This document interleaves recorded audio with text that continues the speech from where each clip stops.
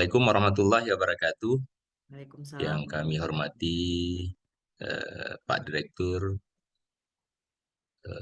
Bapak dan Ibu Wakil Direktur, kemudian Kepala Bidang, Kepala Unit, dan seluruh peserta online yang berhadir di Zoom hari ini. Eh, jadi memang sebuah eh, persoalan serius bagaimana kita bisa eh, melakukan sebuah analisis terhadap remunerasi. Dan ini menjadi hal bagi kita, bagaimana kita bisa meningkatkan performan kinerja rumah sakit ini, tantangan bagi rumah sakit lah. Baik, untuk itu saya mau share. Jadi kita hari ini fokus kepada eh, pendahuluan dulu, dan kita rencanakan selama 5 hari, dan nantinya untuk rekaman juga nanti saya upload di YouTube saya, sehingga bisa kita pelajari secara bersama.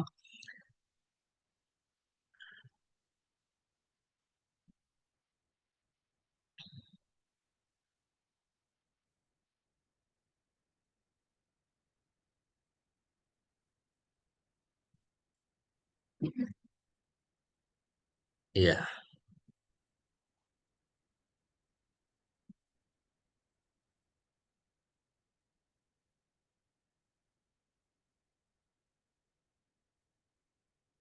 Nah, baik, kita mulai eh, proses secara bersama. Ini adalah tahap kita rencanakan. Boleh off cam ya, nggak ada masalah ini. Siapa tahu ada kesibukan, tapi kita pingin apa teman-teman apa ini merupakan rangkaian daripada tahapan kita saling berembuk dan menyusun dan menyepakati bagaimana proses untuk kita lakukan penyusunan remunerasi di rumah sakit kita. Eh, jadi dari materi penyusunan remunerasi sangat banyak ya. Jadi kita butuh beberapa hari untuk melakukan eh, pembahasan.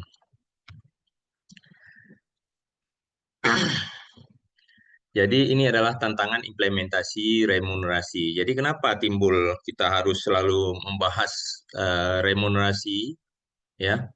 Karena apa? Karena memang regulasinya ini belum seragam. Jadi kita lihat bahwa remunerasi ini beda antar rumah sakit.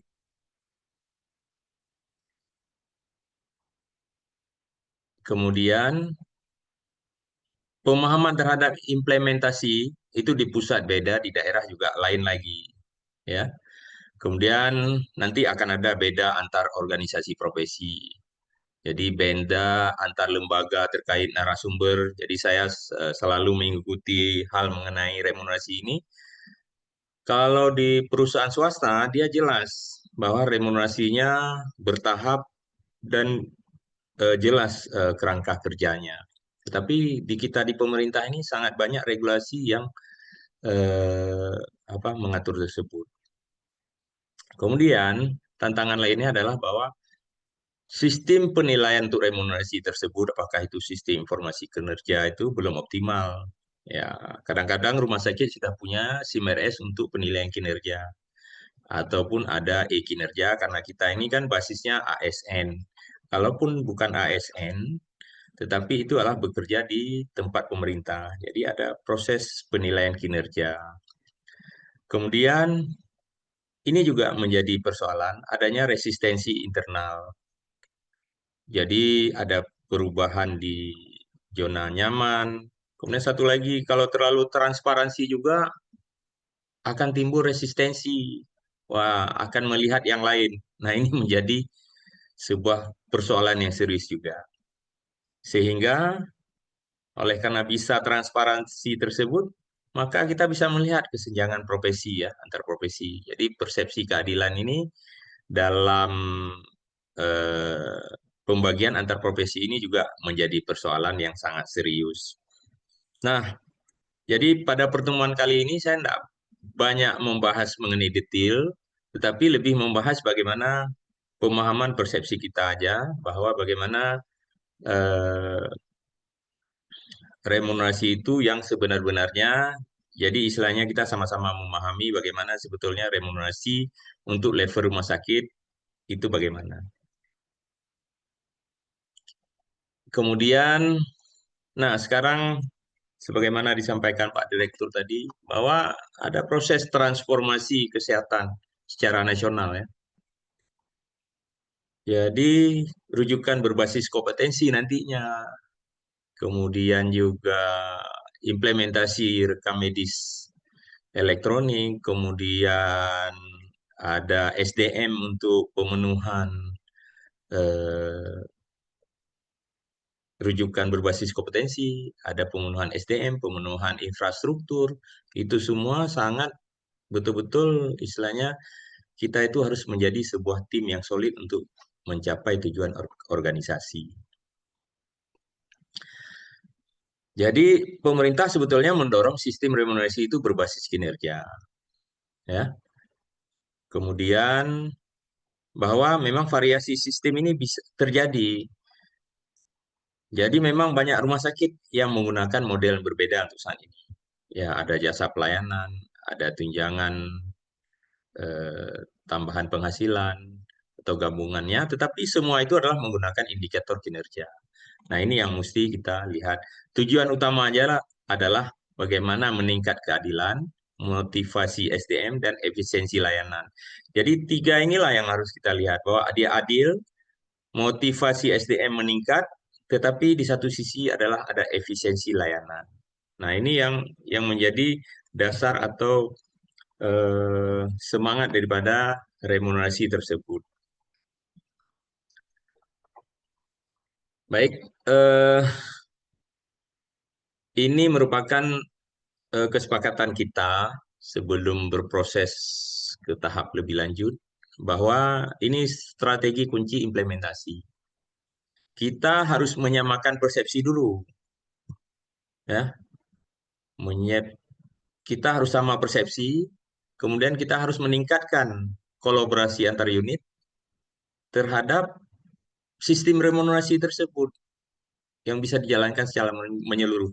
Maksudnya begini, kalau kita tidak secara bersama-sama untuk melakukan kesamaan persepsi bahwa remunerasi ini adalah sebuah sistem yang harus dijalankan secara menyeluruh, ya, jadi itu akan sulit tercapai. Jadi kuncinya di situ bahwa kita ya harus paham prinsip remunerasi secara menyeluruh ini. Kemudian satu lagi kita lanjutkan adalah bahwa adil bukan berarti sama, tetapi dia itu berbasis kontribusi atau berbasis kinerja, ya. Kemudian selanjutnya bahwa kinerja unit ini saling bergantung antar unit. Jadi inilah kunci implementasi. Jadi kita itu semangat untuk bekerja, untuk mendapatkan eh, tunjangan atau mendapatkan penghargaan dari sebagai kita hasil kita bekerja tersebut. Sehingga ini kita saling bergantung antara satu tim dan menjadi penguat dalam kerja tim. Jadi kalau semangatnya bahwa dengan remunerasi, berbasis kontribusi, berbasis kinerja, kemudian itu menjadi penguat dalam kerja tim, maka itu akan menjadi apa semakin cepat untuk implementasi daripada remunerasi tersebut. Dan satu lagi memang untuk jalannya implementasi itu ada sebuah tim berbentuk koordinasi dan ada tim yang melakukan evaluasi rutin. Jadi hari ini mungkin tidak begitu panjang karena memang pembahasan itu eh, nanti kita membaca dulu untuk besok apa topiknya. Di situ kita akan saling diskusi sehingga kita bisa mendapatkan sebuah pemahaman yang sama. Jadi sehingga prinsip-prinsip remunerasi ini bisa kita pahami secara bersama. Nah, untuk timeline penyusunannya ini untuk hari pertama ini adalah sebetulnya penjelasan daripada tahap awal remunerasi, kemudian bagaimana masing-masing kita itu memposisikan tugas dan pengumpulan dokumen secara awal. Besok kita akan bahas mengenai peta kompetensi, kemudian kelas jabatan, indikator kinerja, kemudian hari ketiga kita akan bahas analisis data dan beban kerja, kemudian kita identifikasikan beban kerja sesuai dengan full time equivalent. Jadi ini adalah teoritisnya. Selanjutnya hari keempat simulasi bagaimana kita melakukan pembobotan terhadap remunerasi dan estimasi berapa remunerasi yang bisa kita dapatkan, ya. Dan di hari kelima juga kita lanjutkan simulasi, ya. Kalau proses simulasi ini bisa dipahami atau bisa disepakati secara bersama, ya kita akan bertanya ini, apakah sesuai untuk penerapan? Kalau sesuai, maka kita harus melakukan penyusunan kontrak dan regulasi sehingga ini bisa berjalan. Eh, jadi dalam 5 hari ini adalah bagaimana kita menyusun konsep dulu, konsep dan prinsip daripada remunerasi. Harapannya adalah bahwa banyak memang eh, perbedaan-perbedaan di dalam sistem remunerasi tersebut. Jadi seperti saya sampaikan tadi, organisasi ID menyampaikan sistem remunerasinya begini, kemudian di perawat begini, yang lain juga begini. Semua itu adalah eh, sebuah hal yang mesti kita pahami secara bersama. Remunerasi itu adalah untuk kepentingan kita. Jadi kitalah yang menyusun bagaimana indikator-indikator tersebut, apa pencapaian organisasi. Sebetulnya prinsipnya itu. Jadi bukanlah istilahnya eh, remunerasi itu kita melihat yang lain, enggak. Tetapi melihat yang lain itu adalah bagaimana sebagai benchmarking bahwa yang kita lakukan itu tidak jauh-jauh amat. Itu. Jadi kalau itu bisa kita jalankan, insya Allah remunerasi itu akan mencapai tujuan suksesnya eh, tujuan daripada organisasi. Baik, jadi dari hari 1 sampai hari 5 ini adalah kita melihat bagaimana sistem penyusunan remunerasi tersebut. Kemudian kalau kita sesuai dengan harapan, oh ini cocok nih, ya udah kita langsung tahap penyusunan dokumen-dokumen ini, karena ini kita akan menyusun bagaimana tahapan-tahapan setiap unit, setiap individu, ya, mencapai apa tujuan apa fungsi dia terhadap organisasi rumah sakit ini. Jadi, oh seorang perawat di mana posisinya? Saya harus mencapai apa, sehingga saya akan punya beban kerja apa sehingga menyukseskan eh, organisasi tersebut. Baik, ini secara undang-undang, kita bahas secara regulasi dulu, bahwa Undang-Undang ASN tahun 2023 nomor 20, bahwa setiap ASN tersebut berhak atas penghasilan, gaji, dan tunjangan. Jadi di sini kita bahas adalah bahwa kalau gaji mungkin sebagian di sini adalah ASN, ya. Sebagian daripada pegawai rumah sakit kita adalah ASN, itu berhak atas gaji. Kemudian kita di sini adalah membahas mengenai tunjangan. Nah, tunjangan di sini ya ada beda dia antara gaji dan tunjangan. Tunjangan di sini adalah berupa tunjangan kinerja. Yang disinilah sebetulnya ya dari sisi bahasa ASN ini adalah tunjangan kinerja yang diatur berbeda-beda. Kalau untuk dosen berarti ada tunjangan kinerja dosen. Nah, bagaimana nanti seorang dosen juga melakukan pelayanan di rumah sakit? Nah, inilah yang akan kita bahas mungkin di hari kedua, bagaimana kita melihat kompetensi-kompetensi tersebut. Dan juga kalaupun ada perbandingan tempat-tempat lain dia bekerja, nah ini merupakan yang harus kita bahas. Tapi dari sisi saya melihat bahwa kita di sini itu hanya membahas bagaimana tunjangan kinerja. Tunjangan kinerja itu artinya adalah rumah sakit itu memberikan pelayanan. Begitu dia pelayanan, maka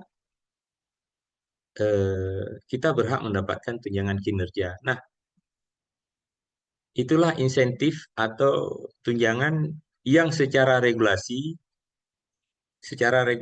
itu bisa didapatkan oleh setiap ASN. Jadi ASN itu baik PNS maupun P3K, kalaupun rumah sakit bisa merekrut tenaga kerja lain, maka itu dibenarkan. Maka di sini dia itu harus mendapatkan gaji. Nah, untuk tunjangan kinerja, nah itu harus diatur kembali nanti. Sebetulnya tunjangan kinerja ini akan diatur oleh peraturan pemerintah. Ada peraturan sebelumnya. Tetapi isu terkini itu adalah menyatakan bahwa kita lagi menunggu yang namanya rancangan peraturan pemerintah tentang manajemen ASN yang menyangkut dengan sistem merit di sini, mengenai digitalisasi ASN. Jadi ini masih secara produk hukum yang paling tingginya. Tetapi eh, kita tidak boleh menunggu hal tersebut karena yang kita lakukan ini adalah berdasarkan produk hukum yang sebelumnya. Nah, apa yang menjadi dasar untuk rumah sakit? Untuk rumah sakit, walaupun ini merupakan rumah sakit RSPTN, tetapi dasar penyelenggaraan urusan pemerintah di bidang kesehatan tersebut adalah domainnya Kemenkes, Kementerian Kesehatan. Jadi, dalam konteks rumah sakit, Kemenkes memiliki peran sentral dalam menerapkan kebijakan, standar, dan regulasi yang harus dipatuhi oleh seluruh rumah sakit di Indonesia. Jadi, ini menyangkut dengan domain.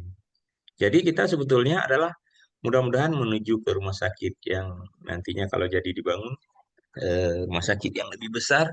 Nah, ini kita harus menyusun fondasi dari sekarang, bagaimana sistem remunerasi yang benar, sambil menunggu RPP manajemen ASN. Baik, eh,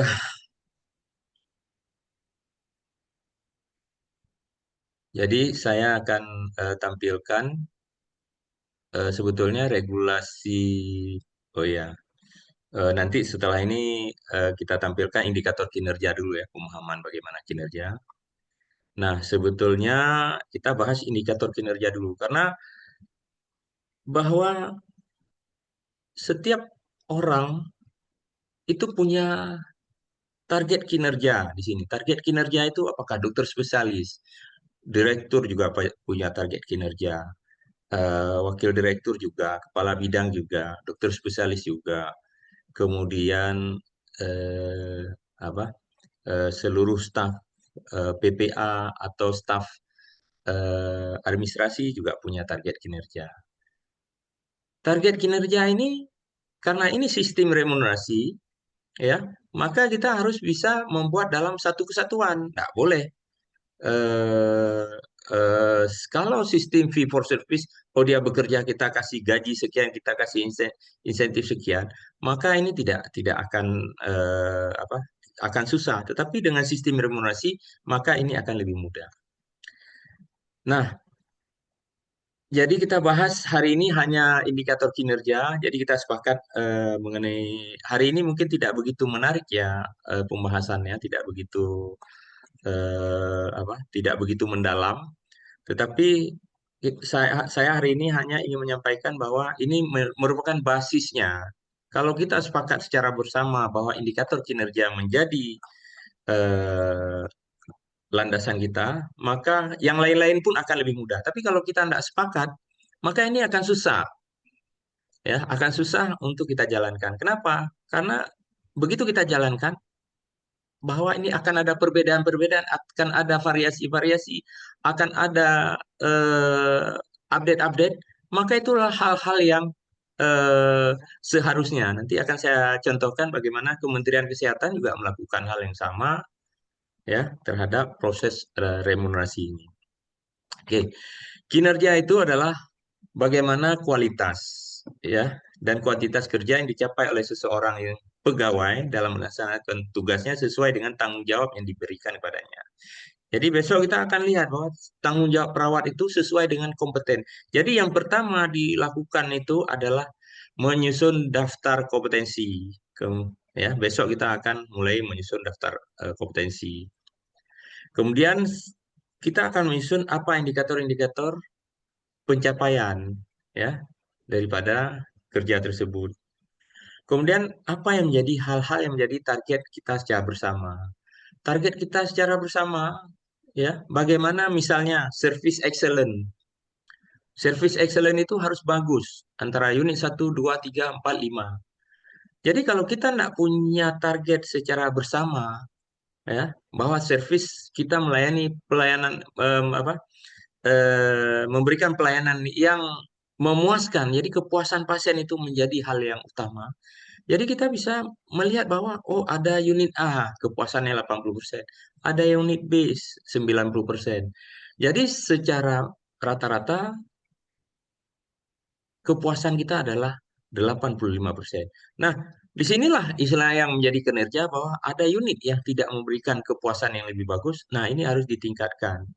Disinilah istilahnya apa yang menjadi target dan menjadi perhatian utama kita adalah itu yang harus kita lakukan dengan sebaik-baiknya. Oke, nah contohnya lagi, misalnya di zaman sekarang kita akan ada rujukan berbasis kompetensi nanti. Apa yang harus kita siapkan untuk rumah sakit? Ada unit-unit yang berproses bekerja dengan sebaik-baiknya, ada unit yang tertinggal. Nah, inilah harus diberikan reward khusus untuk meningkatkan kinerja yang lainnya. Jadi kita berikan reward kepada yang pencapaian kinerjanya bagus. Kalau untuk dokter spesialis, kita lakukan efisiensi. Jadi dokter yang efisien, maka harus diberikan reward khusus. Yaitu usul saya nantinya. Nanti hari-hari kedua dan ketiga kita akan bahas bagaimana eh, untuk dokter ahli bagaimana reward-reward tersebut yang istilahnya akhirnya dokter ahli sebagai eh, eh, core bisnis daripada rumah sakit itu ada di dokter ahli. Ya, jadi kalau dokter ahli bisa semakin banyak dan semakin bisa banyak bekerja, maka pelayanan rumah sakit itu akan menjadi eh, lebih baik. Selanjutnya kita lihat bahwa sebetulnya ini yang harus menjadi apa indikator kunci kita bahwa keberhasilan utama atau indikator kinerja kunci itu adalah kesuksesan kinerja organisasi rumah sakit. Secara simpelnya begini, saya lihat di dalam apa evaluasi edaran terakhir itu ada memo bahwa oh implementasi e-rekam medis. Nah, artinya apa? Begitu kita jalankan implementasi e-rekam medis, kita akan lihat bahwa semua unit itu, oh tugas saya apa? Saya harus mensukseskan ini eh, tujuan organisasi. Rekam medis harus selesai dalam 3 bulan. Oh, kita semua unit itu bergerak untuk menuju ke situ. Ada unit-unit yang tidak bergerak. Nah, ini kita tidak berikan reward, tapi unit-unit yang bergerak yang bagus itu kita berikan reward. Kemudian nantinya kita akan menyusun syarat indikator tersebut yang bisa spesifik dia.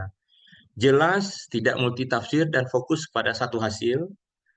Kemudian diukur dengan data atau alat ukur yang objektif, dapat dicapai sesuai kapasitas. Nah, mungkin kita membuat organisasi ini di luar kapasitas kita. Ya, kemudian berkaitan langsung dengan tujuan organisasi dan mutu pelayanan, ini yang paling penting, dan memiliki batas waktu pencapaian yang jelas. Jadi, SMART inilah yang kita gunakan supaya kita mencapai tujuan organisasi dengan sistem prinsip remunerasi tersebut. Sehingga pada dasarnya Kita itu bisa efisien di sini, ya. Kalau kita bisa bekerja maksimum, maka kita akan mencapai waktu apa eh, istilah bisa menghemat waktu dengan pekerjaan yang sama, ya. Dengan pekerjaan 25%, katakanlah ini, ya, kita bisa mencapai waktunya itu lebih cepat. Nah, inilah yang merupakan semangat-semangat daripada sistem remunerasi ini. Jadi, remunerasi itu bukan istilahnya hanya tok bagi-bagi duit bagaimana, tapi harus dilihat bahwa bagaimana kita itu bisa melihat unit, melihat individu, bisa mencapai enggak standar-standar daripada pemenuhan kinerja tersebut. Jadi semangat inilah hari ini saya hanya berbicara mengenai semangat kinerja tersebut, ya. Kalau ini jangan yang apa, yang pelik-pelik dulu. Hari ini fokus kinerja. Kalau kinerja kita eh, bahas sesuai, selanjutnya kita akan lebih mudah. Oke, ini contohnya bagaimana kalau apa capaian kinerja kita misalnya katakanlah rendah, ya. Nah, jadi ada tugas-tugas dan fungsi yang harus kita jalankan.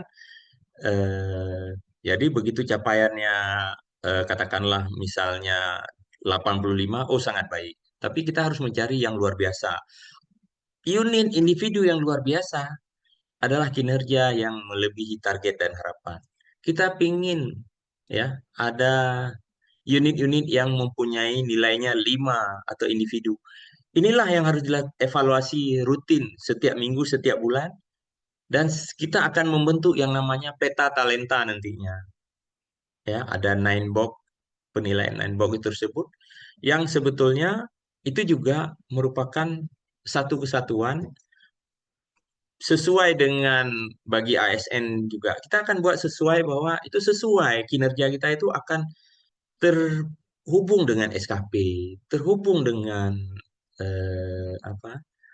Dengan penilaian kinerja BKN. Jadi kalau itu bisa kita jalankan, insya Allah ya kita sudah sekali jalan akan apa, memudahkan beberapa proses bisnis yang seharusnya dijalankan oleh rumah sakit. Kalau sekarang kita lihat bahwa SKP tersebut berbeda, ya, bagi PNS. SKP tersebut adalah hal yang di luar daripada penilaian kinerja, tidak ada hubungannya.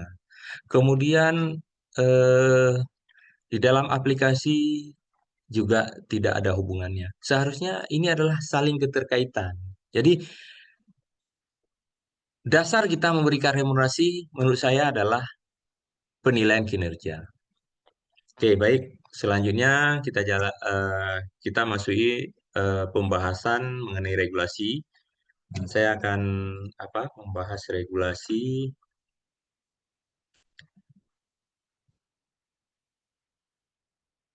Ya,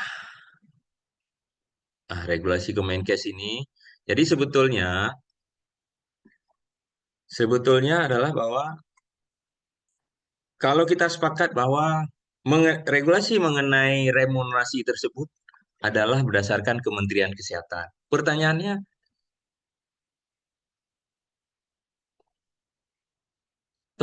adalah eh oh bukan ini ya. Oh, saya harus cari lagi putusan itu. Sebentar, saya salah buka tadi. Oke, harus cari di sini lagi. KMK remunerasi.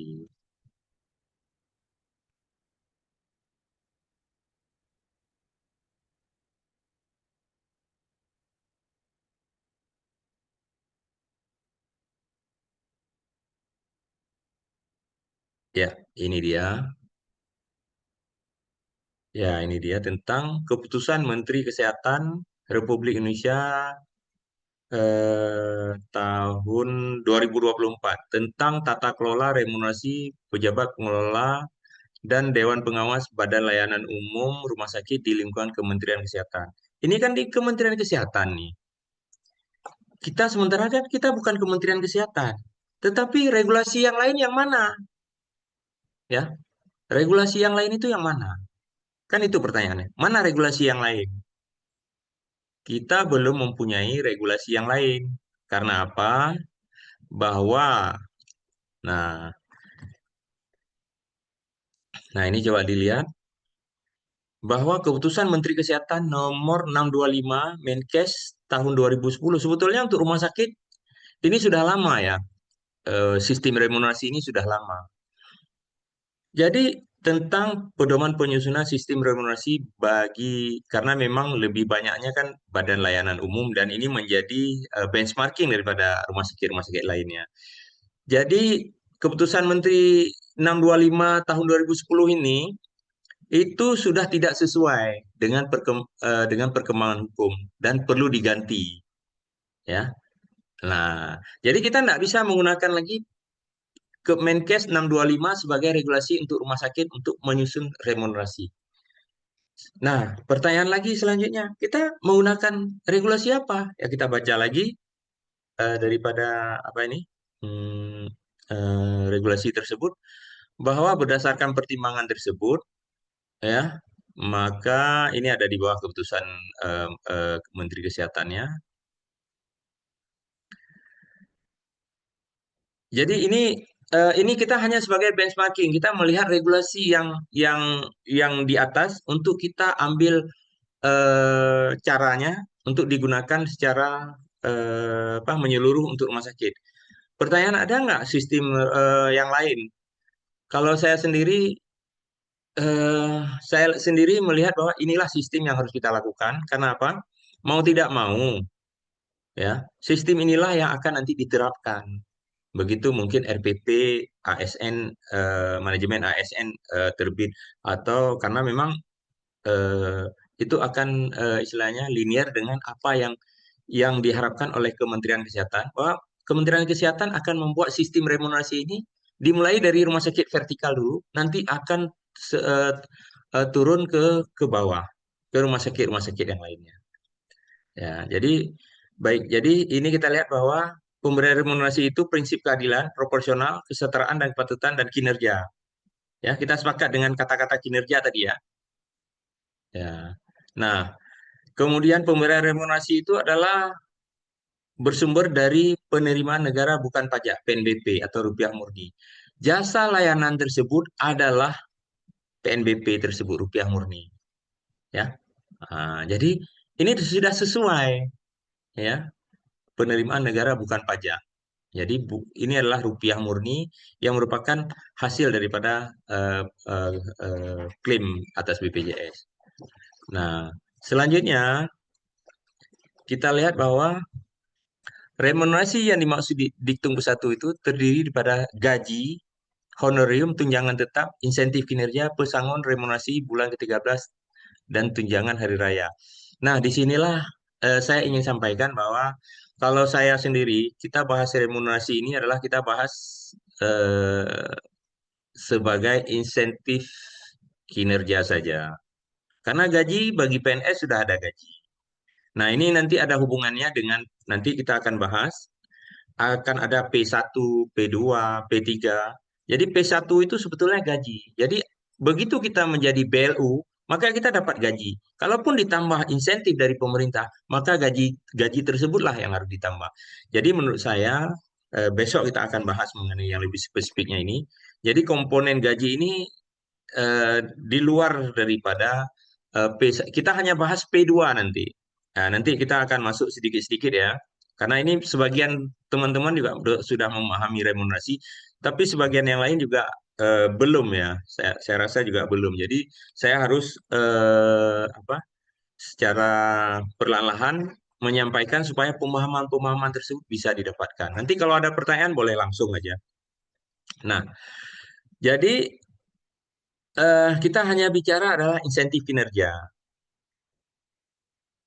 Jadi kalau kita bicara insentif kinerja, nah inilah semangat kita berbicara remunerasi, ya. Oke. Jadi kemudian, nah ini juga disebutkan lagi bahwa pemberian insentif kinerja. Nah, ini kan di sini lagi, ya. Insentif kinerja itu sesuai dengan KPI namanya. Jadi KPI itu banyak bentuk-bentuknya. Ada Objective Key Result, OKR. Jadi itu hal-hal yang bagaimana bahwa setiap bulannya itu harus ada pencapaian.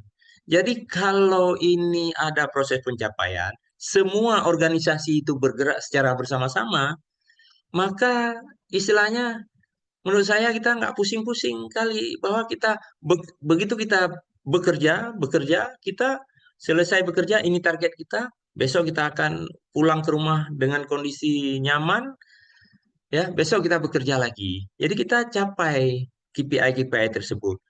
Jadi menurut saya remunerasi ini akan memberi semangat kerja tim, kerja bersama, kerja kolaborasi antar unit sehingga kita bisa mendapatkan happy at work. Itu yang paling utama. Nah, oke. Nah, ini yang paling penting. Bahwa eh, bahwa itu harus ditetapkan sebetulnya ada sebuah kontrak kinerja ya. Nah, kalau di Kementerian Kesehatan mereka tetapkan keputusan. Tapi kalau kita itu kontrak kinerja baik 3 bulan atau apa, itu berupa hal-hal yang dinamis. Kita jangan buat bahwa hal-hal yang tidak dinamis, tapi kita buatlah hal-hal yang dinamis. Ya. Oke, saya akan baca bahwa selanjutnya ini yang lebih pentingnya adalah ada proses monitoring dan evaluasi, ya. Ada proses monitoring dan evaluasi terhadap pemberian remunerasi. Ya, mungkin kalau kita itu melibatkan dewan pengawas nantinya. Itu menjadi sebuah kewajiban. Kemudian kita lihat bahwa eh, rincian mengenai bagaimana pelaksanaan pemberian remunerasi ya bagi pejabat pengelola, pegawai dan dewan pengawas di lingkungan rumah sakit Kementerian Kesehatan ditetapkan oleh Direktur Jenderal Pelayanan Kesehatan. Maksud saya sampaikan di sini adalah bahwa Kemenkes tidak mengatur dia, tapi rincian bagaimana remunerasi itu berlaku adanya di Dirjen Pelayanan Kesehatan. Nah, ketetapan Dirjen Pelayanan Kesehatan inilah yang kita coba bahas hari ini dan kita lihat, kita pelajari secara bersama-sama. Jadi nanti hari ini coba belajar itu aja dulu supaya kita dapat semangatnya. Jadi saya akan bahas secara sekilas saja. Setelah itu baru, oh ini yang akan kita bahas untuk besok-besoknya. Jadi kembali kepada regulasi. Adakah regulasi yang mengatur hal tersebut? Eh, Menurut saya belum ada yang lebih spesifik. Kita sebagai unit yang bekerja di pemerintah, ya, dari sisi undang-undang dikatakan bahwa kita berhak atas gaji dan berhak atas penghasilan oleh karena pekerjaan kita, berhak atas penghasilan dan tunjangan. Penghasilan itu gaji, tunjangan itu adalah tunjangan kinerja, ya. Nah, jadi kita harus bahas. Ada juga tunjangan pensiun lainnya. Nah, itu menyangkut dengan gaji. Ada tunjangan beras, tunjangan lain-lainnya. Tapi kalau tunjangan atas kinerja, ya ini namanya tunjangan kinerja. Jadi kita bahas adalah tunjangan kinerja yang regulasinya kita adopt dari keputusan Dirjen Pelayanan Kesehatan karena ini merupakan sistem pembagian yang ada untuk untuk rumah sakit. Ya, oke. Nah, kalau regulasi Kemenkes 625 ini yang menjadi landasan kita semua ini sebelum-sebelumnya sudah dicabut dan dinyatakan tidak berlaku lagi. Oke, baik. Kita lihat sekarang adalah, nah ini dia, keputusan Dirjen Pelayanan Kesehatan. Ini ada 66 halaman, yaitu dari sinilah nanti kita akan sama-sama mempelajari bagaimana pemberian remunerasi untuk rumah sakit kita. Ya. Nah, ini saya hanya mencontohkan bahwa ini eh, kalau keputusan menteri itu ditandatangani di September 2024. Ini bagian daripada transformasi kesehatan ya. Bagaimana kementerian mengatur remunerasi tersebut. Ini ditandatangani di 26 September 2024, sementara kalau ini ditandatangani pada Oktober kalau nggak salah saya. Oh, September, ya. Ya, berarti bersamaan ya, bulan September. Nah, jadi 4 hari kemudian sudah dibuat keputusan Dirjen Pelayanan mengenai sistem remunerasi tersebut. Nah, kita nggak bahas peraturan 2024 ini. Nah, seperti yang saya sampaikan di awal tadi, bahwa regulasi itu dinamis. Lagi berlaku, kemudian langsung ada update, langsung diubah. Demikian juga nanti dengan remunerasi. Jadi remunerasi itu adalah dievaluasi, dimonitoring, dan diselaraskan dengan kebutuhan-kebutuhan. Jadi itu semangatnya. Tapi kalau kita tidak melakukan hal yang sesuai dengan contoh ini misalnya, ini tanggal 30 September 2024 sudah ada keputusan Dirjen Pelayanan Kesehatan. Tapi kita lihat selanjutnya, ya. Nah, ini keputusan Dirjen dilakukan perubahan ya, dilakukan perubahan di tahun 2025. Ya, jadi inilah yang akan kita bahas ya untuk apa? Untuk kita sebagai landasan kita bekerja besok. Jadi sampai dengan tahap ini kita sudah sepakat bahwa eh, remunerasi itu di rumah sakit itu harus linear dengan aturan di Kemenkes. Kemenkes belum mengatur untuk remunerasi di berbasis kinerja untuk eh, di rumah sakit, baik rumah sakit daerah atau rumah sakit pusat itu belum mengatur. Kalau rumah sakit daerah itu terjadi apa? Terjadi perbedaan-perbedaan juga menyangkut dengan apa seperti kasus seperti kemarin yang sangat viral juga, ada demo-demonya juga. Ya kita berharap tidak ada demo-demo nanti di dalam proses remunerasi ini. Seperti demo terhadap TPP. TPP itu apa itu TPP? TPP adalah tambahan penghasilan pegawai. Sekarang harus berlaku TPP ini untuk kasus rumah sakit daerah ya.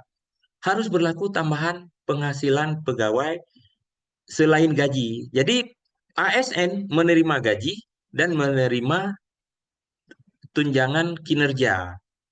Tunjangan kinerjanya itu berupa tambahan penghasilan pegawai dengan nomenklaturnya adalah TPP. Nah, ribut, kami tidak mendapat jasa pelayanan lagi. Padahal Kemendagri ini untuk kasus rumah sakit daerah, Kemendagri mengaturnya bahwa yang namanya TPP tersebut adalah berdasarkan beban kerja, berdasarkan eh, misal kelangkaan profesi, ya, dan ada juga berdasarkan pertimbangan objektif lainnya berupa jasa pelayanan. Jadi digabung dia menjadi sebuah satu kesatuan menjadi tunjangan tambahan penghasilan pegawai. Jadi saya rasa mungkin nanti ke depan juga akan ada penggabungan bahwa dalam hal pencapaian kinerja tersebut supaya kita ini kan apapun namanya pegawai ini kan di bawah BKN. BKN itu kan juga yang ngaturnya kan Kementerian Kemenpan RB. Di dalam Kemenpan RB itu mengharapkan adanya single salary. Maksud single salary sampai saat ini adalah adanya gaji dan insentif. Insentif itu adalah tambahan penghasilan. Tambahan penghasilan itulah kinerja. Jadi bagi seorang dosen nanti, ya ada insentif dosen dia.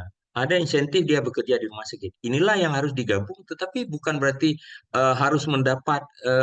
Saya rasa istilahnya eh, bahwa semakin tinggi nilai sebuah output dan pekerjaan, maka seseorang itu akan semakin tinggi dia dapatkan eh, apa eh, penghasilannya. Oke, baik. Jadi hari ini memang tampaknya lebih banyak ke teori, besok kita akan lebih banyak praktek. Tapi pada dasarnya ini akan saya bagikan nanti, ya. Berdasarkan hal ini, ya kita akan baca bersama. Ya, jadi ini disebutkan bahwa eh, keputusan Dirjen ini tidak berlaku lagi ya, karena ada keputusan Dirjen terbaru. Oke, jadi inti-intinya adalah bahwa ini nah, jadi hanya berlaku Oktober, bulan 10, 11, 12. Januari sudah diubah. 3 bulan. Jadi evaluasi 3 bulan ini ada sesuatu yang harus diubah. Ya kita bisa jadi nanti. Jadi bukan hasil, inilah kenapa saya ingin sampaikan bahwa remunerasi itu dinamis dan kita bisa evaluasi nanti. Oh begitu ada perubahan kita ubah lagi. Nah, jadi kalau menurut saya, ayo kita berproses. Kalau sepakat kita berproses, ada sesuatu yang berbeda nanti. Oh ini kita evaluasi, kita rapatkan lagi sehingga tujuan organisasi itu harus tercapai. Dan ini bisa menjadi landasan kita bersama secara yang lain. Oke, nah saya akan lihat ke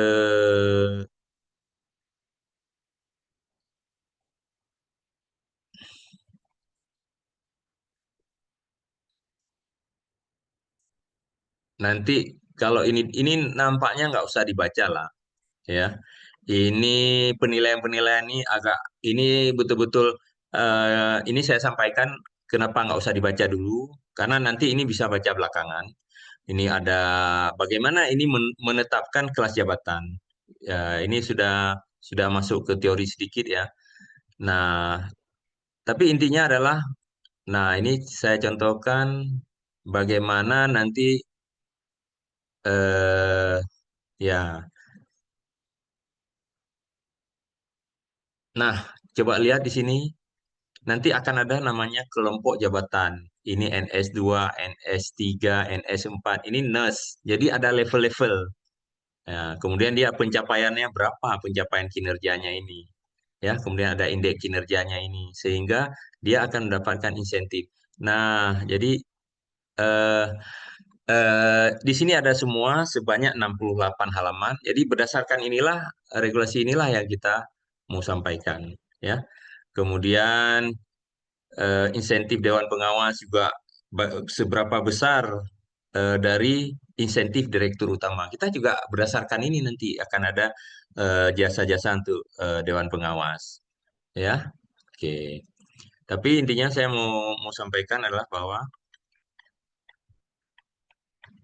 eh, nanti tolong dicatat halaman, bentar ya.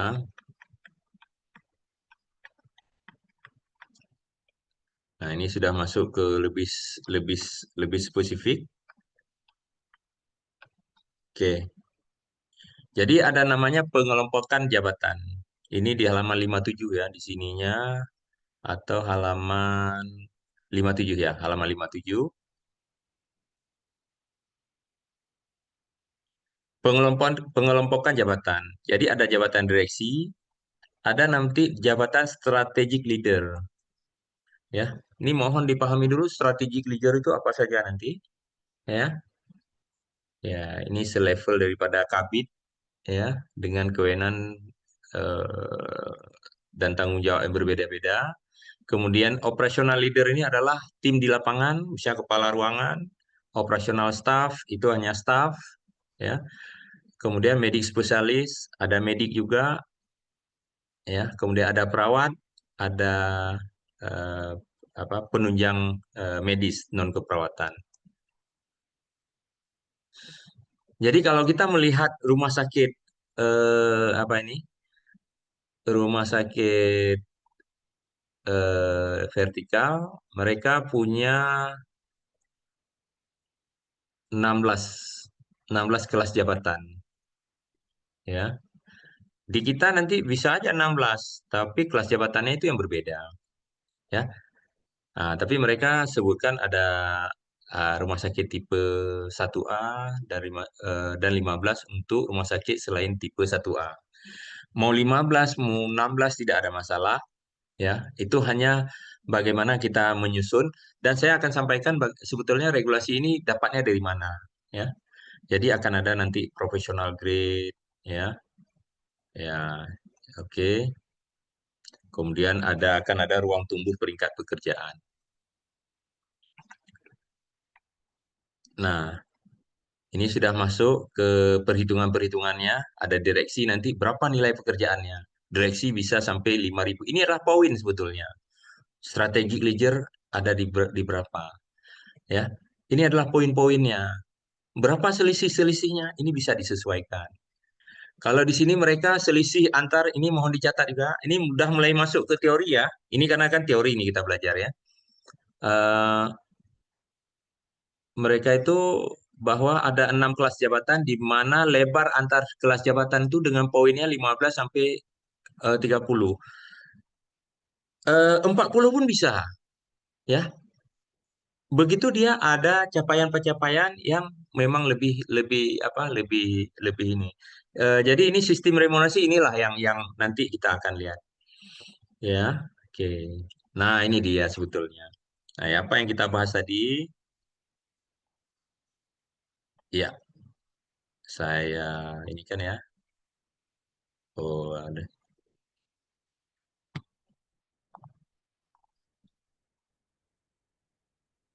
begini aja.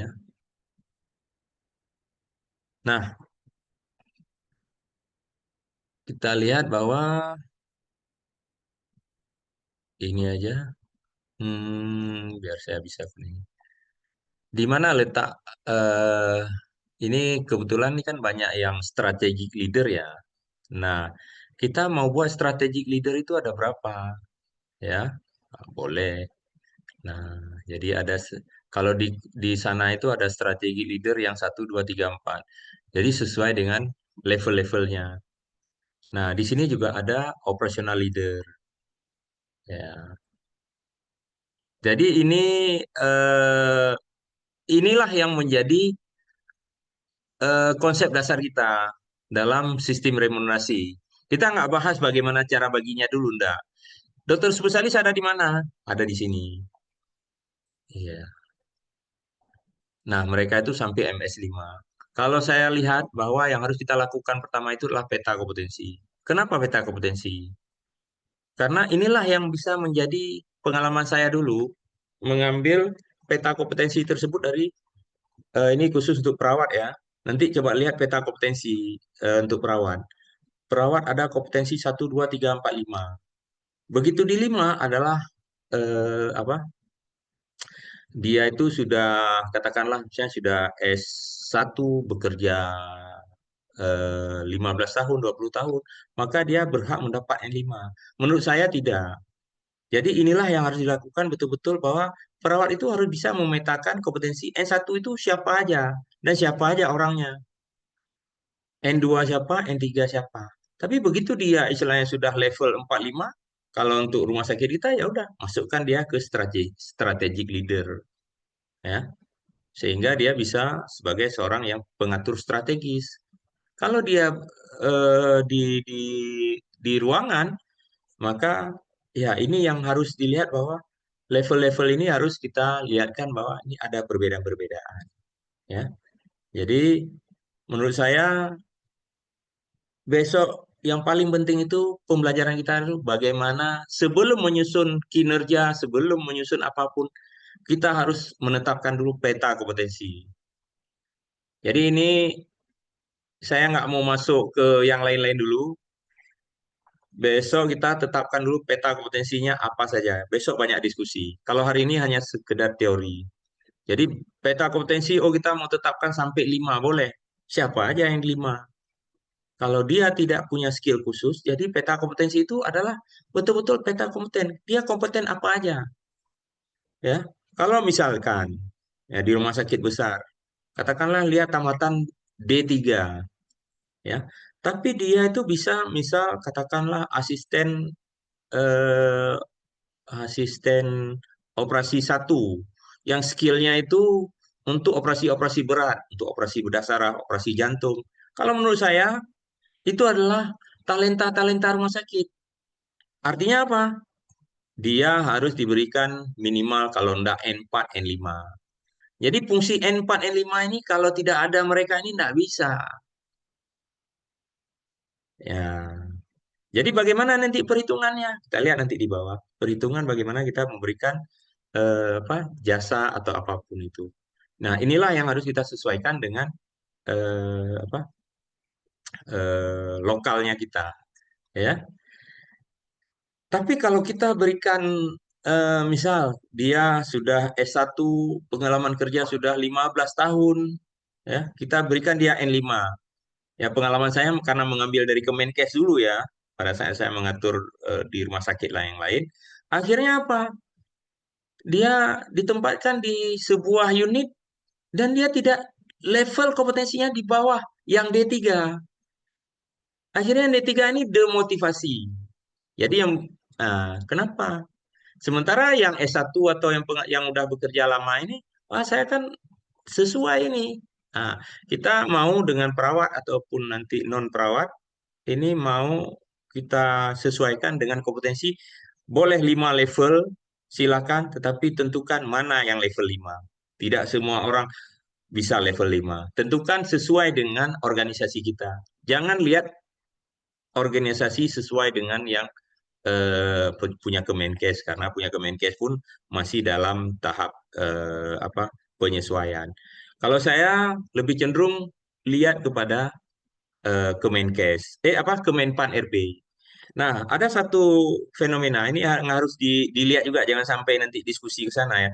Ada namanya jabatan untuk jabatan fungsional dokter, ada dokter yang kecuali dosen ya, ada kalau jabatan fungsional di Kemenkes itu ada namanya perawat muda, madya, ya, atau perawat eh, apa, atau eh, dokter madya, dokter eh, dokter pertama, yang sebetulnya itulah jabatan fungsional yang hubungan jabatan fungsional itu tersebut adalah ke gajinya, bukan ke kompetensinya itu. Artinya begini, ada yang seperti saya sampaikan tadi, ada perawat sudah 15 tahun. Dia pastinya sudah, misalnya sudah levelnya udah S1, udah levelnya udah perawat madya kata-kata. Pangkatnya udah 4A. Tapi dia tidak bisa bekerja di kamar operasi yang dimana tujuan organisasi kita itu bekerja di kamar operasi atau bekerja di ICU atau bekerja di hemodialisa yang levelnya lebih tinggi kompetensinya. Nah, a- hal-hal inilah yang harus kita eh, apa pikirkan bagaimana peta kompetensi tersebut. Baik, ini halaman yang harus diingat nanti, halaman 59 berdasarkan ini. Selanjutnya bagaimana, nah ini kalau kita lihat ya, nah, apa yang saya sampaikan tadi, ya ini ada contoh-contohnya. Kita bisa berdasarkan contoh-contohnya ini. Tapi nanti kita lihat dulu, ya, pencapaian-pencapaiannya ini. Bisa berdasarkan contoh ini, tapi memang ini yang mesti kita harus pelajari secara bersama. Nah, bagaimana skor tersebut? Nah, ini penentuan kriteria skor, ya, bahwa dia ada bobot 70 dan 30. Ini hanya dilihat-lihat dulu, besok kita akan bahas, ya.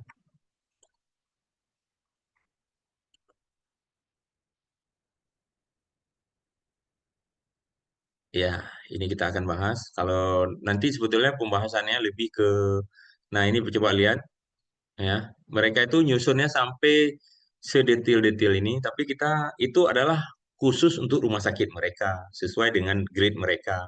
Kalau kita beda lagi, nggak bisa. Tapi kita hanya bisa mengambil corporate grade-nya saja. Oke, baik. Nah, perhitungannya, oke, baik. Sebelum kita lihat perhitungan, saya hanya mau menyampaikan bahwa Kemenkes itu mengambil patronnya dari high remunerasi, job evaluation guide. Ini punyanya high. Jadi ini dipakai oleh semua, hampir semua ya. Nah, jadi dari buku inilah sebetulnya bagaimana menentukan grade-grade tersebut. Baik, sekarang saya akan coba bagaimana sih sebetulnya corporate grade. Nah, inilah yang apa bisa kita lihat bahwa kita akan bahas bagaimana corporate grade besok. Ya, kita bisa lihat ini begitu kita kasih misal kita katakan, nah, dan dan besok kita akan bedakan antara eh, jabatan apa dokter spesialis itu harus dibedakan dan kita harus mengambil sistem proporsional. Saya nggak mau masuk ke simulasi dulu, tapi saya hanya mau menyampaikan bahwa be- em, mungkin harus ada data selama ini dokter spesialis itu dikasih berapa persen sih dari klaim? Ada nilai rata-ratanya. Kalau rata-ratanya katakanlah 18-19% dari klaim, maka kita harus, menurut saya harus tingkatkan untuk dokter spesialis supaya apa? Supaya peningkatan kita tidak kalah bersaing dengan apa? Rumah sakit yang lain. Karena itu sangat mempengaruhi. Ibu bapak semua bahwa perkembangan rumah sakit di daerah kita itu sangat besar dan tinggi. Saya melihat saya adalah orang yang memantau pendapatan-pendapatan setiap rumah sakitnya. Jadi bahwa dokter spesialis itu ada apa? Bahwa dokter spesialis itu diberi ruang gerak yang lebih besar, tetapi dengan satu syarat bahwa dia harus melakukan efisiensi. Nah, kita akan bahas besok bagaimana efisiensi. Kalau dokter spesialis efisien, maka dia harus diberikan reward. Kalau dia tidak efisien, maka ini harus mungkin tidak efisiennya oleh karena apa? Memang karena ada anomali daripada tarif inasi bigis tersebut yang akan diperbaiki nantinya. Eh, jadi besok saya akan sampaikan juga bahwa memang tarif tarif inasi bigis kita sebagai dasar klaim itu adalah ada anomalinya. Jadi itulah yang menjadi kenapa ada perbedaan-perbedaan antara satu klaim ini. Kalau kita langsung berbasis persentase itu tidak akan cocok dan tidak akan sesuai. Oke, baik. Jadi kita kertas kerja kita adalah Excel. Dari Excel tersebut kita akan bisa melihat bagaimana misalnya peran daripada apa kelompok-kelompok corporate grade tersebut. Dan ini saya contohkan. Ini tolong diperhatikan, ini katakanlah 2013 ya. Ya, kita bisa ubah 30%. Langsung berubah dia. Jadi poin-poin ini langsung berubah 40%. Jadi ini adalah besok kita mulai masuk bagaimana sebetulnya semakin tinggi jabatan itu semakin tinggi persentasenya, perbedaan persentasenya tersebut. Semakin di bawah dia semakin lebih minimal ya. Oke.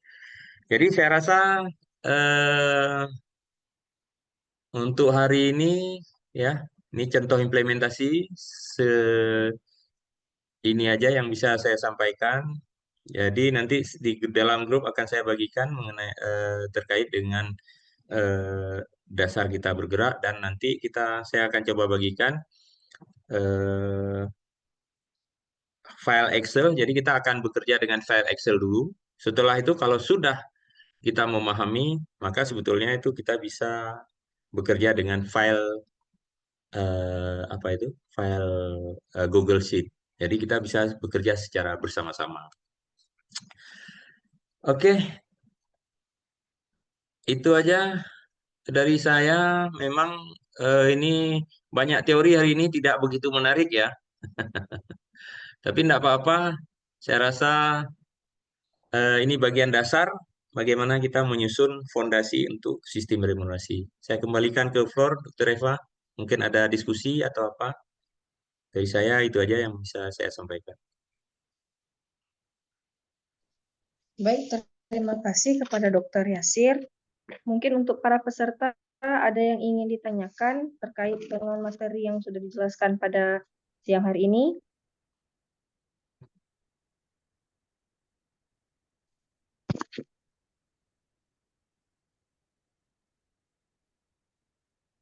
Ya, Dokter Judian, angkat tangan dulu, silakan. Langsung aja, nggak apa-apa.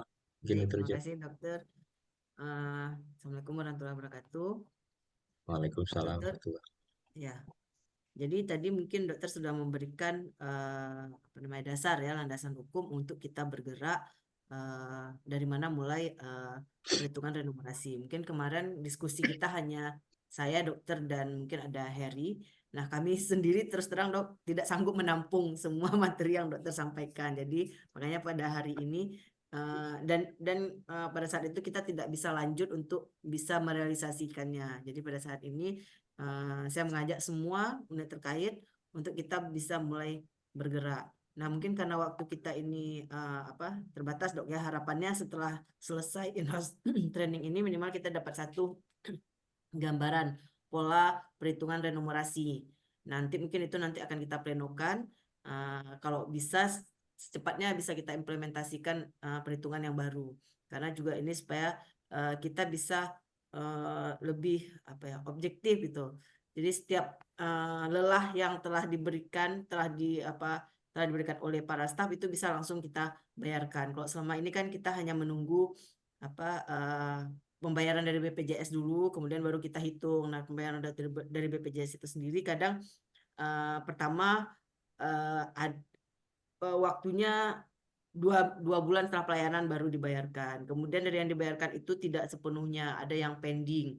Nah, ini bisa sampai 6 bulan baru kemudian tuntas dibayarkan. Nah, harapannya dengan adanya pola renumerasi yang baru ini kita bisa langsung membayarkan sesuai dengan kinerja. Nah, tapi tentu ada konsekuensinya.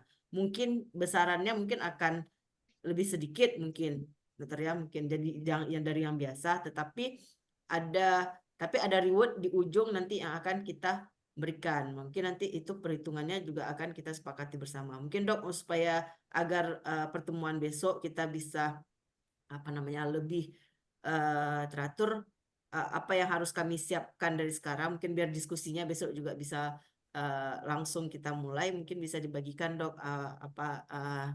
kertas kerja ya untuk masing-masing unit apa yang harus dilengkapi. Mungkin itu saja. Terima kasih dokter. Assalamualaikum warahmatullahi wabarakatuh. Waalaikumsalam Waalaikumsalam warahmatullahi warahmatullahi wabarakatuh. wabarakatuh. Jadi memang perkara remunerasi ini sulit-sulit enggak ya.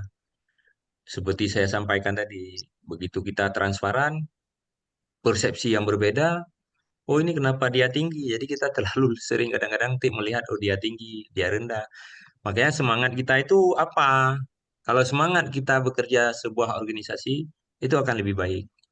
Sebetulnya saya, misal, katakanlah begini, ada sebuah unit yang eh, capaian apa istilah pekerjaannya itu sedikit, lebih capek, lebih lebih santai gitu ya. Tapi ada unit lain yang lebih lebih sibuk. Nah, saya marilah sama-sama ya kita nanti menghitung mana yang santai, mana yang lebih sibuk. Itu bisa. Namanya analisis beban kerja dengan time motion study, atau istilahnya yang paling penting itu adalah full time equivalent. Katakanlah full time equivalent itu kalau istilahnya untuk pekerjaan itu standarnya dilakukan oleh 3 orang. Tapi ada 6 orang di situ. Berarti full time equivalentnya itu bahwa dia bekerja seperti 50%. Apakah dengan 50% sementara ada unit lain yang bekerjanya 100%? Utilisasinya itu bisa kita hitung semua. Tapi kalau kita mau menghitung itu, ini platform remunerasi ini nggak jalan. Tetapi yang betulnya adalah nanti ada tim atau unit yang bisa kita lakukan hal tersebut. Ya, jadi nanti akan ada, oh bagaimana simulasinya? Oh ini berapa pekerjaan, berapa waktunya, siapa yang lebih efektif. Jadi nanti akan ada bagi tim-tim yang waktu pekerjaannya lebih ringan, maksudnya full time equivalentnya itu lebih rendah, maka dia harus kita alokasikan pekerjaan yang lain sehingga eh, f- apa pekerjaannya itu menjadi setara. Nah, apakah itu bisa? Bisa, ya gitu.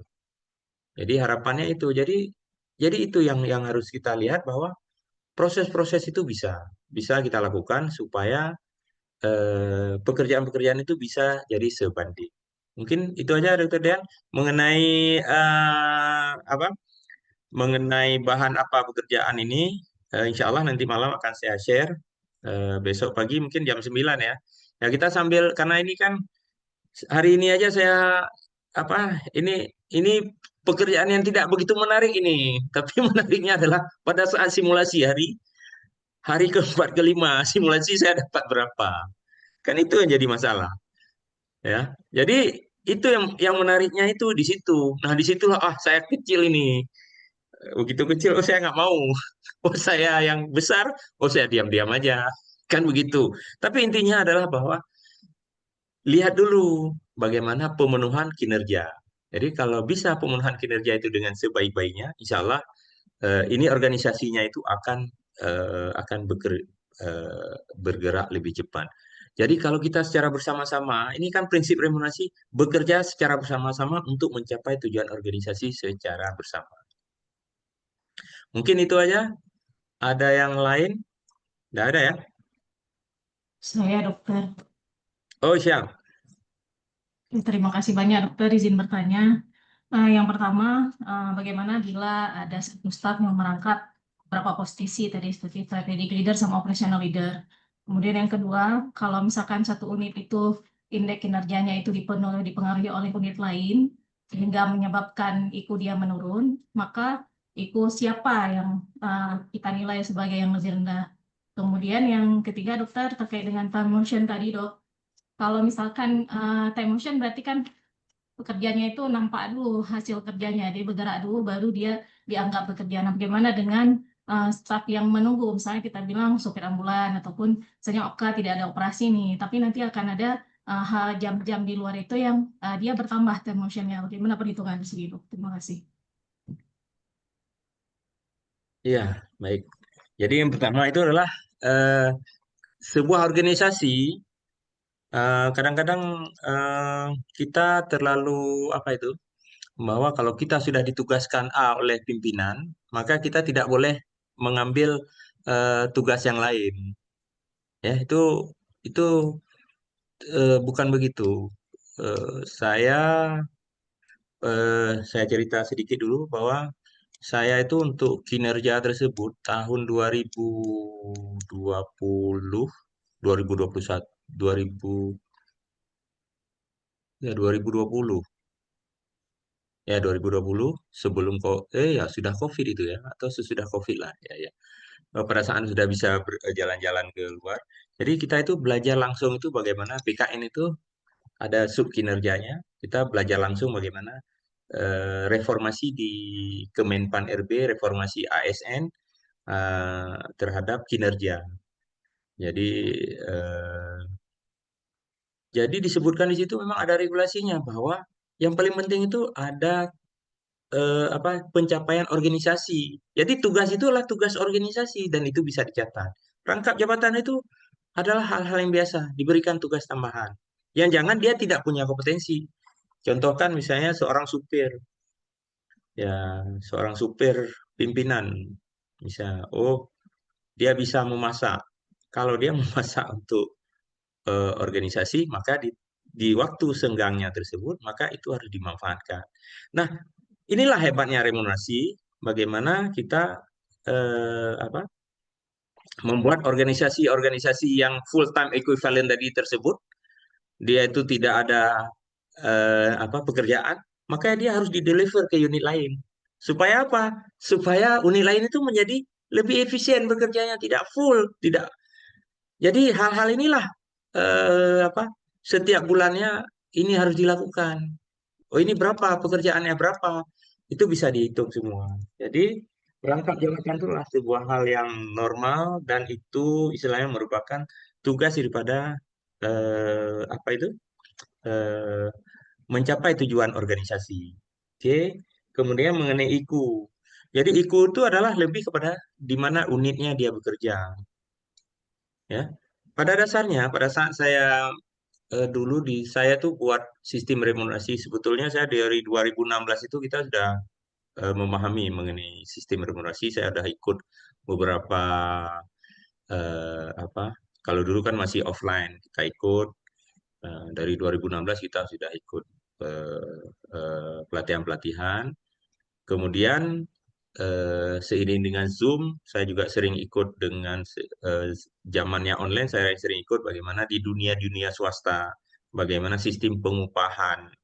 Ya, mereka itu betul-betul memberikan upah kepada orang-orang yang berpartisipasi aktif terhadap pencapaian tujuan organisasi.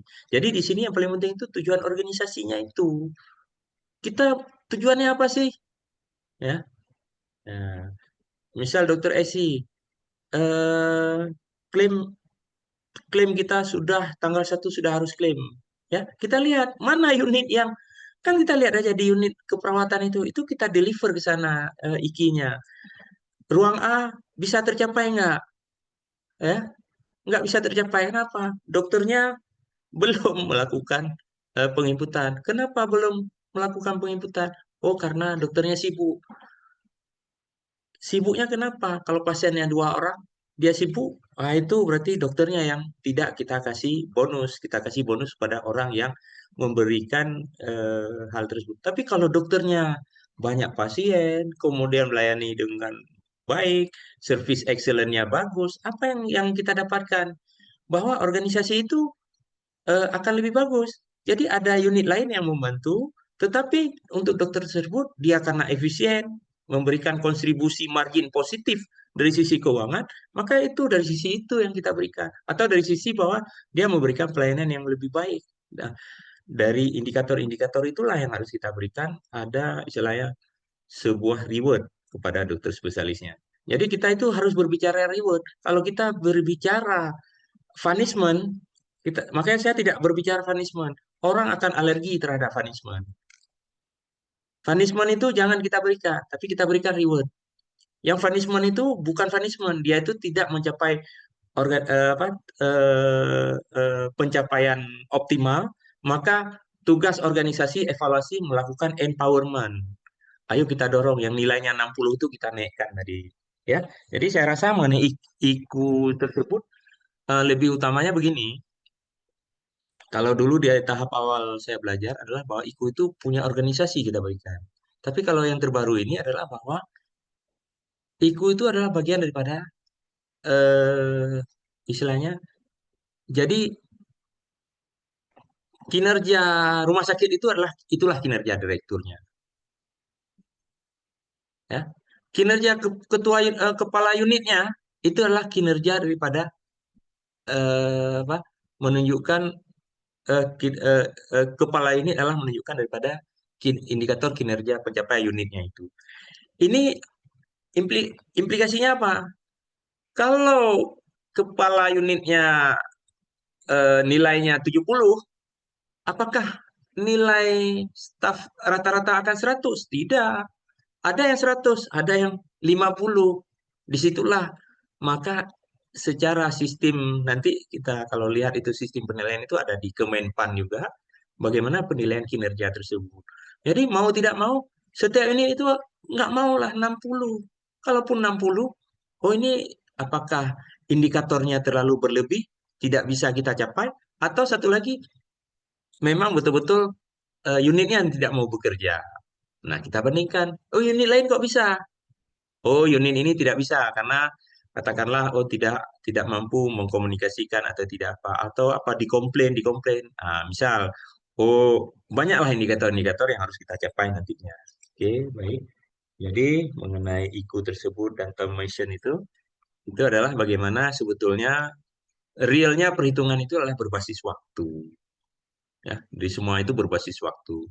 Hal-hal inilah juga yang akan kita sampaikan nanti bagaimana dokter spesialis antara satu dengan yang lainnya juga berbasis waktu yang menyusun daripada eh, apa pembayaran kinerja tersebut.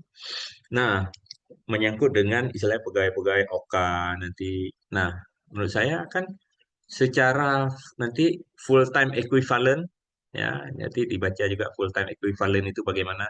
Sebetulnya itu sudah kita susun sih. Maksudnya begini, untuk jumlah pekerja sebuah unit itu perlu berapa orang? Nah, kan gitu. Tapi kan kalau pekerjaannya, kalau operasinya ada katakanlah ada 3 atau 4 sehari, ya. Nah, jadi kan ini kan nggak ada 3 4 sehari, tapi kan sedikit. Bagaimana ini bebannya berlebih dah? Itulah makanya dia harus ada bahwa ada tugas-tugas organisasi yang lain yang bisa dibebankan kepada dia supaya organisasi ini menjadi lincah dan bisa terdeliver ke yang lain selama dia punya kompetensi ke situ. Nah, jadi organisasi ini akan lebih bagus bekerjanya. Jadi dimanapun bisa dimanfaatkan untuk mencapai tujuan organisasi oleh karena pencapaian indikator individunya itu rendah. Nah, demikian juga dengan ambulan.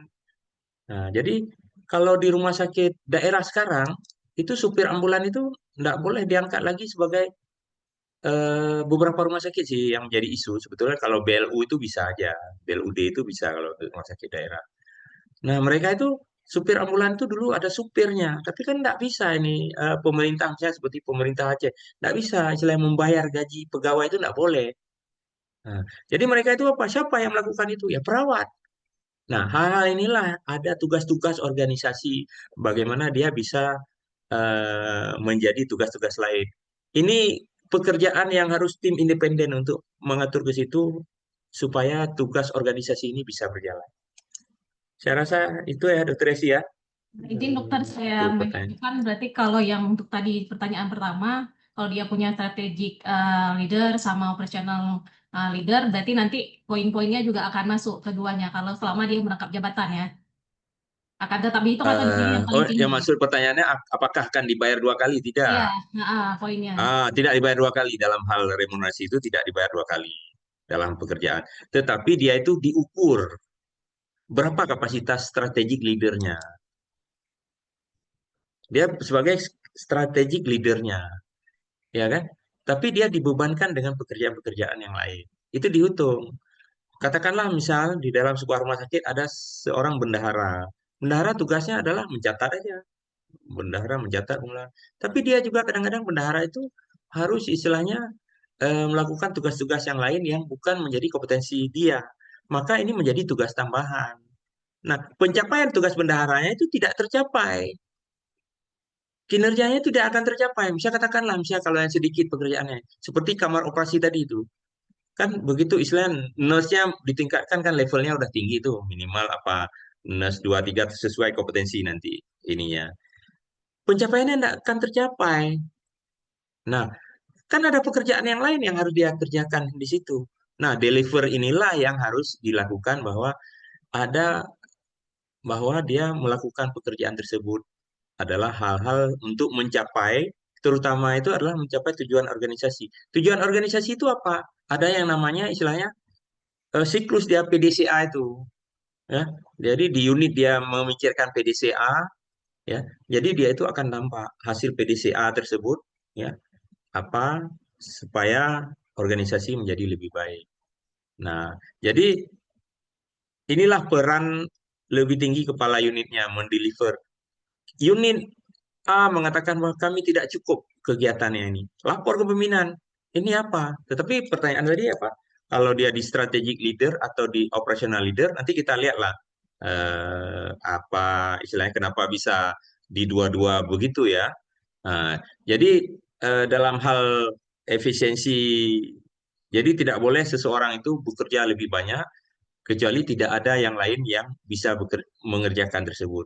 Begitu dia mengerjakan lebih banyak pekerjaannya, maka outputnya itu lebih banyak. Itu dicari memang, itu berarti dia talenta kan?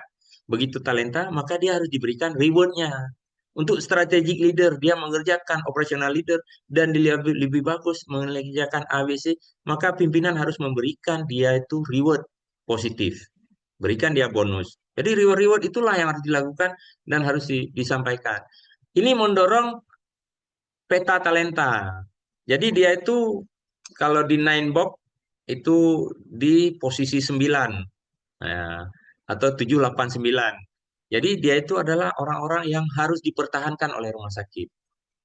Nah, jadi saya rasa begitu kalau jadi buka rangkap jabatan itu adalah bahwa ini harus pencapaian kinerja. Mungkin saya rasa begitu. Terima kasih dok. Oke, Yang saya mungkin demikian. izinkan tadi tentang IKU tadi dok. Berarti kan simpulannya Ah, kalau memang ada yang menyebabkan penurunan IKU 1 unit kan kita cari tahu tuh di mana akar masalahnya. Nah itu sebenarnya untuk sistem remunerasi ini dia akan ada masukan gitu. Saya tadi terkait DPJP. Berarti akan ada masukan dari beberapa unit lainnya yang tidak menilai kinerja DPJP secara langsung untuk mendapatkan apa untuk memberikan poin beliau berapa gitu dok. betul. Terutama begini, dia pencapaian KPI-nya. Kita kan harus tercapai KPI. Kalau KPI dia biasanya lebih landai. KPI itu, oh KPI harus tercapai 100%. Tidak tercapai. Kenapa? Nah, itu adalah hal-hal yang lebih standar lah. Oh, ada masalah. Bisa dimaafkan nggak? Itu evaluasi. Jadi, itulah fungsi daripada tim untuk melakukan penilaian kinerja tersebut. Dan ini istilahnya, ini tugas berat sih sebetulnya. Jadi, kalau kita tidak melakukan penilaian kinerja, apakah bisa? Menurut saya, mohon maaf, dengan apa ya, kita jangan menjadi rumah sakit apa, yang biasa-biasa saja. Menurut saya kita harus menjadi rumah sakit yang luar biasa. Kenapa? Rumah sakit lain sudah melakukan itu. Punya bangtan dulu na pe tapi karena Iya, emang kalau langganan. Tadi dengan ejak na madu. iya, oke. Ya, makasih banyak dokter. Ya, siap. Lupa saya kasih ini ya. Harusnya ada co-host supaya bisa melakukan mood. Oke. Yang lain ada? Kalau tidak ada, saya kembalikan kepada Dokter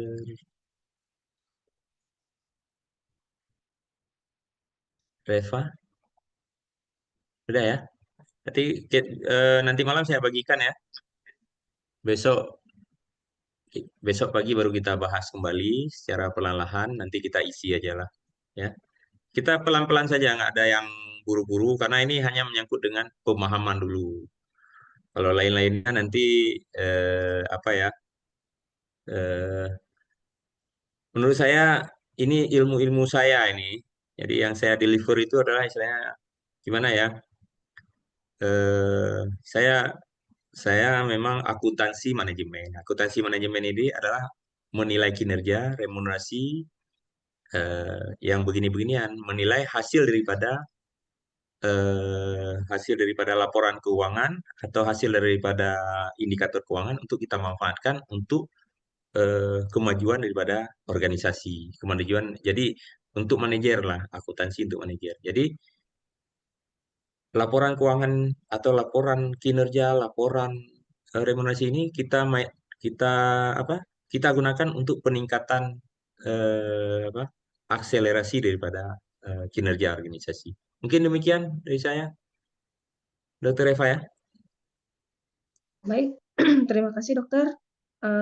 Mungkin ini adalah pelatihan kita di hari pertama ya dok ya, yang lebih ke materi. Mungkin nanti untuk pelatihan selanjutnya ada di hari kedua, ketiga, keempat, dan kelima. Kita insya Allah akan ada pelatihan sampai hari Jumat. Untuk waktunya jam 9 ya dok ya? Oh ya, jam berapa enaknya? Di pagi jam berapa? Terserah. Jam 9 aja. Kan Zoom juga ini. Terserah Iya. teman-teman. Nanti kalau ada Berapa? halangan-halangan saya atau apa ya bisa kita sesuaikan lah nanti. Mudah-mudahan saya memang udah plotkan memang di jam pagi. Tapi dengan target adalah 1,5 jam sampai 2 jam. Jangan lama-lama juga. Kalau lama itu semua panas itu. Ya, nanti saya bagikan rekamannya ya untuk yang ini Ya. kan. Nanti malam lah ini eh, saya apa ada kegiatan. Oke, mungkin demikian Dokter Eva. Ya, Dengan mungkin link nanti yang untuk sama ya besok ya. Iya dok. Berarti untuk jadwalnya nanti akan diinfokan lagi di grup ya dok ya untuk hari Boleh, kedua boleh, boleh. besok. Kalau persiapannya jam 9. Kalau tidak ada kendala ya sudah jam 9 saja Ya, ya. siap dok. Atau jam 8.30 juga bisa, aman. Oke. Baik. Oke, Eh, demikian. Terima kasih banyak ya. ya, sama-sama dokter. Terima kasih banyak atas materi untuk hari ini dokter Yasir. Dan terima kasih kepada teman-teman peserta lainnya. Sampai jumpa di Maaf dok, pelatihan kita foto besok. dulu dok. Oh, Eva, oh ya. kita foto dulu nih, Oh ada iya Oh, dok. foto, foto, foto ya, foto. Oh ya, siap absen, dok. absen. Siap dok. Tolong Ibu Juliariani, Dokter Eka, Ibu Nurbayani, Saya Ibu Yasir, makasih Felipi. banyak, insya Allah. Ya, Oke, siap. 4 hari lagi ya. satu, dua.